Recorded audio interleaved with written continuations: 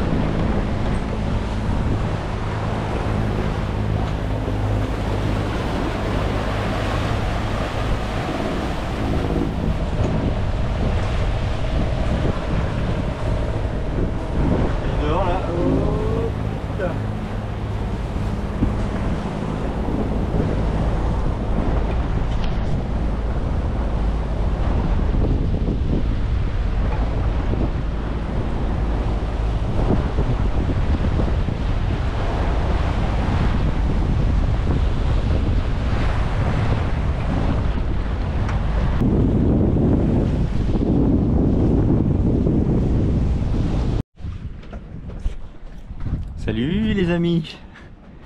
Alors ça y est, on est arrivé, on n'est pas allé très loin, on est allé à 3000. Donc 3000 mais que d'émotions. Donc pour passer la passe là-bas, on a eu des vagues. On n'a jamais eu des vagues comme ça. Non, on a eu des vagues plus grosses, mais une passe avec des vagues comme ça, jamais.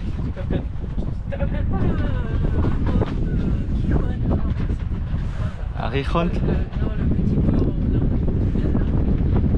Au nord du Portugal peut-être on a eu des... Oui, c'est vrai qu'au nord du Portugal on a filmé, mais on a filmé après le passage, quand ça a commencé à aller mieux en fait. Quand il y avait moins de vagues, on a filmé. Et après l'arrivée ici, ben pareil, un truc des grosses vagues, voilà. C'est normal, hein, c'est la passe. Mais là on est marée haute, descendante. Peut-être c'est le pire qu'on peut avoir, marée haute descendante. Enfin bon. Alors après on a essayé, alors je vous montre. Voilà, là on voit rien. La tablette a des reflets d'argent le long des golfes clairs. Oh là là, vache. Il y a des reflets partout. Bon alors attendez. Donc on est au Berry Island. Ok. Donc ça c'est la navigation d'hier. J'ai pas éteint la tablette pour regarder ma trace. Donc on s'est ancré ici. Là j'ai été en annexe vérifier si il n'y avait pas un endroit moins agité, on va dire. Parce que là j'avais vu qu'il y avait 3 mètres. Donc là je peux aller jusque là. En fait on aurait pu passer par l'intérieur. À 2,40 m, 2,70 m, on aurait pu passer par l'intérieur. Mais on s'est dit, bon, vu qu'hier on est rentré comme dans du beurre ici, c'était super simple. Donc on s'est dit, bon, on va faire pareil, on va ressortir. Sauf que là, on était marée haute, légèrement descendante, juste derrière l'étal. Donc là, donc je pensais avoir un courant qui me pousse vers la sortie. En fait, j'avais un courant dans le nez, et là, j'avais des vagues, mais c'était l'apocalypse. L'encre rentrait sous l'eau dans les vagues. On a commencé à filmer, on était là, on était déjà sorti.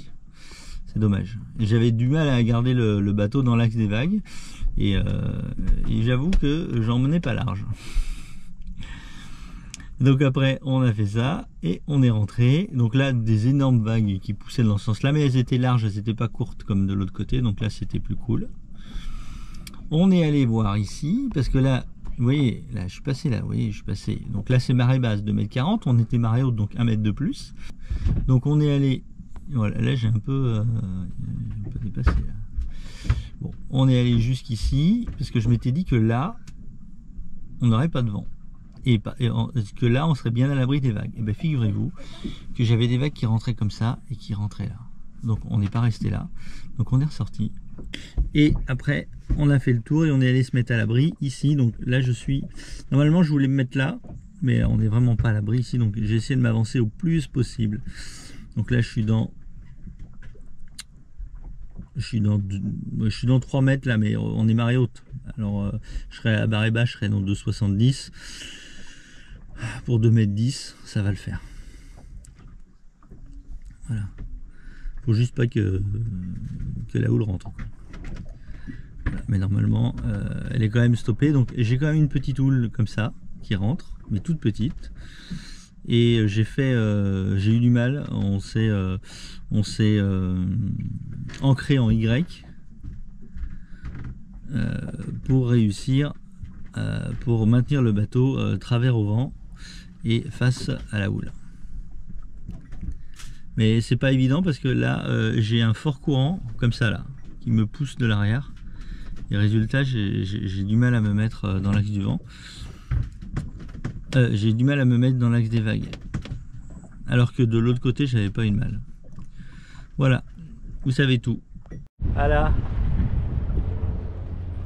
Donc vous voyez, lui il est face au vent. Hein, et moi je me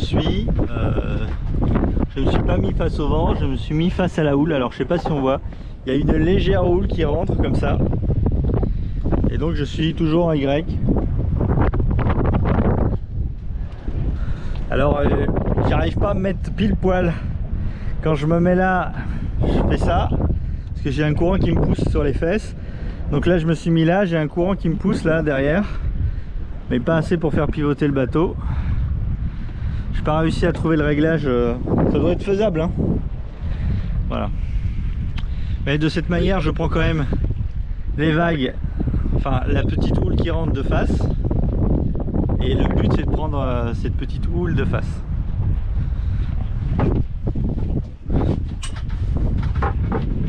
Bon, évidemment le kata lui il a pas ce problème.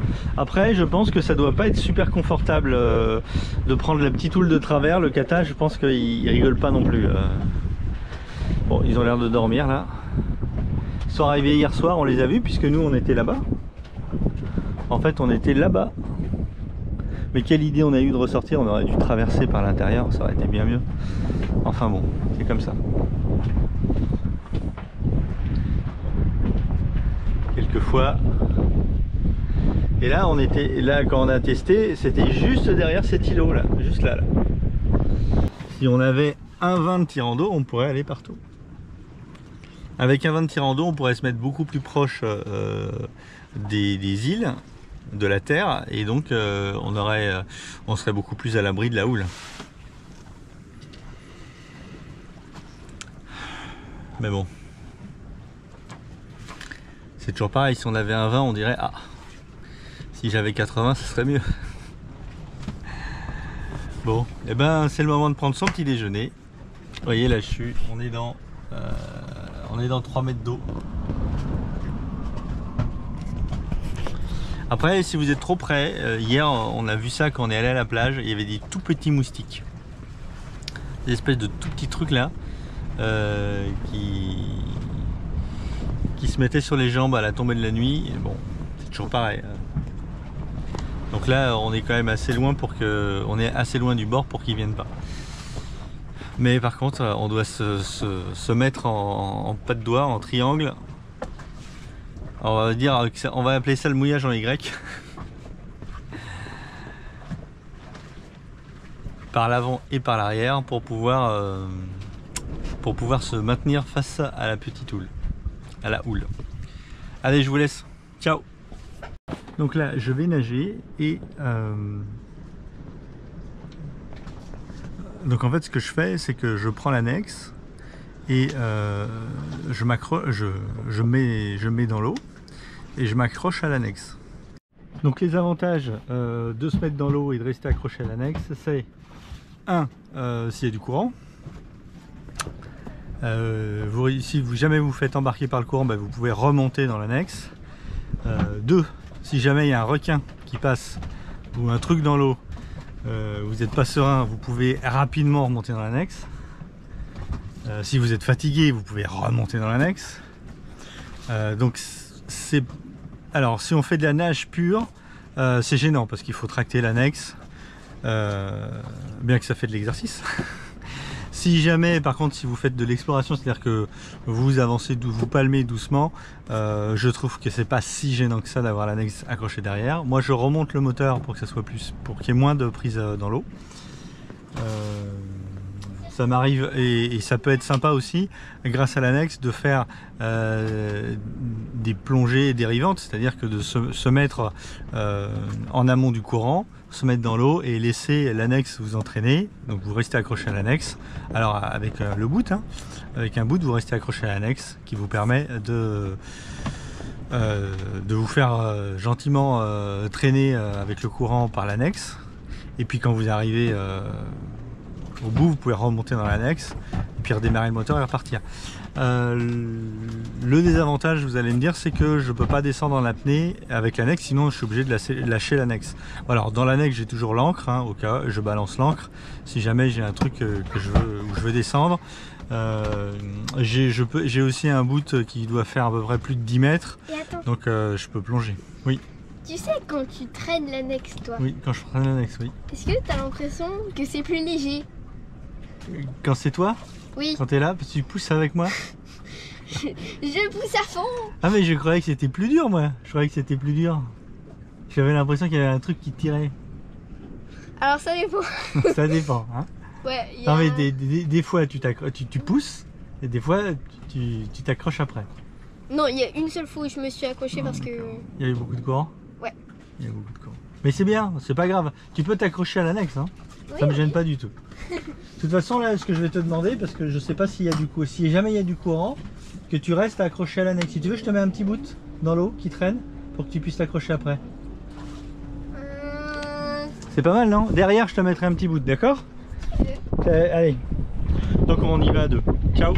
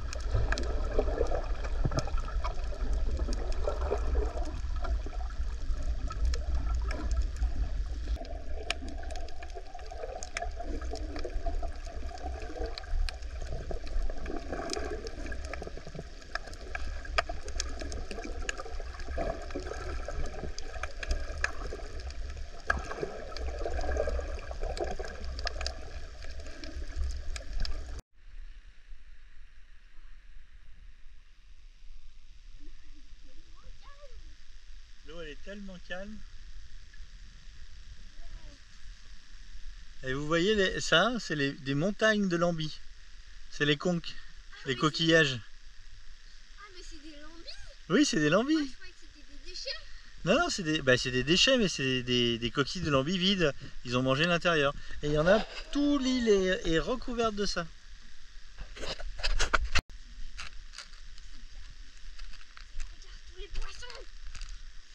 Ah, si on avait... Mais en repartant, là, peut-être on peut se mettre à l'eau pour regarder.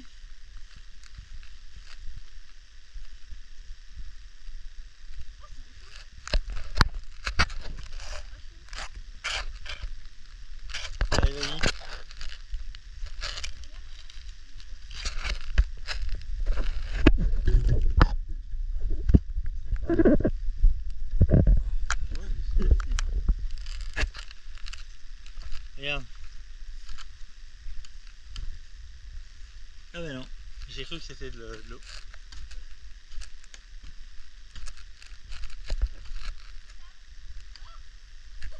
Qu'est-ce que c'est que ça, à ton avis?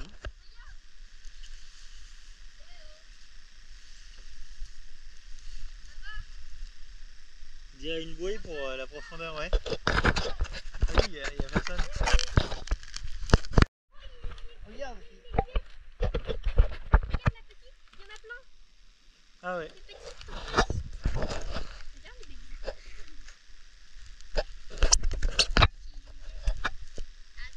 Et là, il y a un bar là-haut.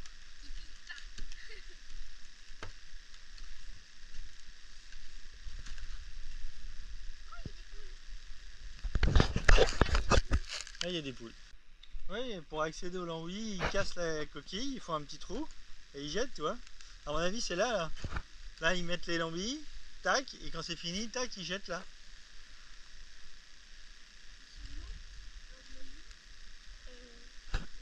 Et ils jettent là aussi.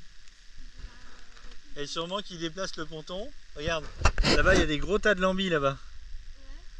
Ils déplacent sûrement le ponton au fur et à mesure qu'il y a des... À chaque fois qu'il y a un ouragan, ils déplacent le ponton pour faire leur tas de lambis un peu plus loin. Je suppose, hein. Parce que je vois pas les tas de lambis là-bas, il est énorme aussi, hein. Et je les vois pas aller vider les lambis en haut. C'est quoi ça? Accroché à la... Accroché à quoi? à la corde. Des algues. Donc là, c'est farci de tortues. Je sais pas si on voit là, regardez les taches noires qui se déplacent et les tortues. Je vais avancer vers la tortue, elle va partir d'un coup. Regarde.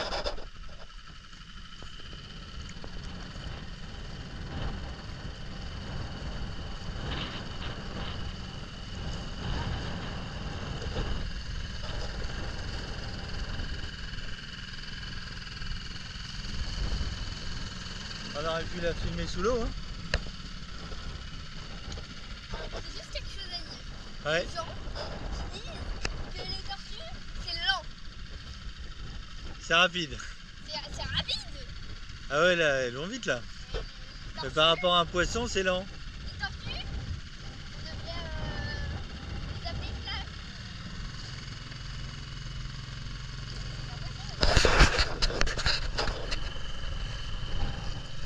Ah, t'as vu là-bas, ça commence à découvrir.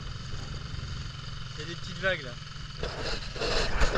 À marée basse, à mon avis, ici, faudra revenir à 18 h, c'est marée haute. Donc là, on doit être marée basse. 12, non. C'est pas encore la marée basse, mais ce soir à 18 h, c'est marée haute. Donc, attends, on est arrivé à quelle heure? 8, 9, 10, 11, 12. Oui, bah, c'est marée basse là. 13, 14, 15, 16, 17, 18, oui. C'est pas encore marée très basse. Là, on est en train de descendre. Là, c'est en train de descendre. Tout à l'heure, ça va monter. Regarde, il y en a une autre là.